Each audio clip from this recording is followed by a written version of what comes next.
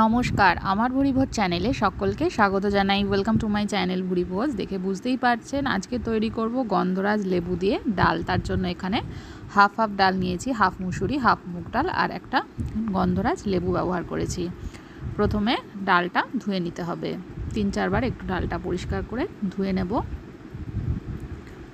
ধুয়ে নেওয়ার পরে ডালটা সেদ্ধ করে নিতে হবে। ডালে কিন্তু অনেক ময়লা থাকে, তো 3-4 বার ডালটাকে একটু পরিষ্কার করে ধুয়ে নিতে হবে। ডালটা দিয়ে দিয়েছি, এবার দিয়ে দেবো এর মধ্যে জল। ডালটাকে সেদ্ধ করে নেব। ডাল সেদ্ধ করতে 10 থেকে 12 মিনিট মতো সময় লাগবে। এবার নুন দিয়ে দিলাম সেদ্ধ করার সময়। তারপরে দেখবেন ওপর দিয়ে এরকম ফেনা উঠে আসে, ফেনাগুলোকে অবশ্যই ফেলে দেবেন।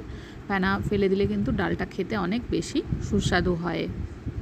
আর ডালের ভেতরে যে ময়লাগুলো থাকে অনেক সময় এরকম উপরে ফেনার সাথে ছেঁকে ওঠে, সেটা ফেলে দিলে খাওয়ার জন্য কিন্তু স্বাস্থ্যকর হয় এটা। তো অবশ্যই ডালের ফেনা ফেলে ডাল রান্না করতে হয়। তো ডালটা একটু মাঝে মাঝে নেড়ে চেড়ে দেবো। যতবার ফেনা এরকম উঠবে ততবার ফেলে দেওয়ার চেষ্টা করব। ডালটা অনেকটাই সেদ্ধ হয়ে এসছে। এবার আমি আর একটা কড়াই বসিয়ে দিচ্ছি পাশে। কড়াইতে দিয়ে দেবো সর্ষের তেল। সর্ষের তেলটা গরম হয়ে গেলে আমি এর মধ্যে ফোড়নে, যেহেতু টক ডালের মধ্যে জেনারেলি কিন্তু কালো সর্ষেই ফোড়ন দেওয়া হয়, তো আমিও কালো সর্ষে আর শুকনো লঙ্কাটা ফোড়ন দিয়ে দিলাম। ফোড়নটা ভালো করে ভেজে নেব। ভাজা হয়ে গেলে এবার আমি তেলের ওপরে একটু হলুদ গুঁড়ো দিয়ে দিচ্ছি।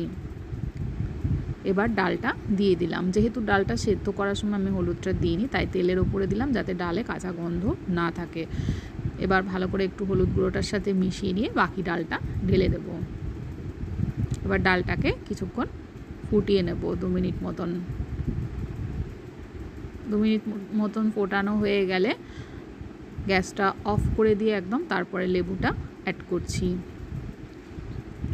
এবার আমি এর মধ্যে দিয়ে দেবো একদম লাস্টে, লেবুর সাথে দিয়ে দিচ্ছি একটু চিনি। সামান্য পরিমাণে চিনিও দিয়ে দিলাম। চিনিটাকে একটু ভালো করে মিশিয়ে নিচ্ছি।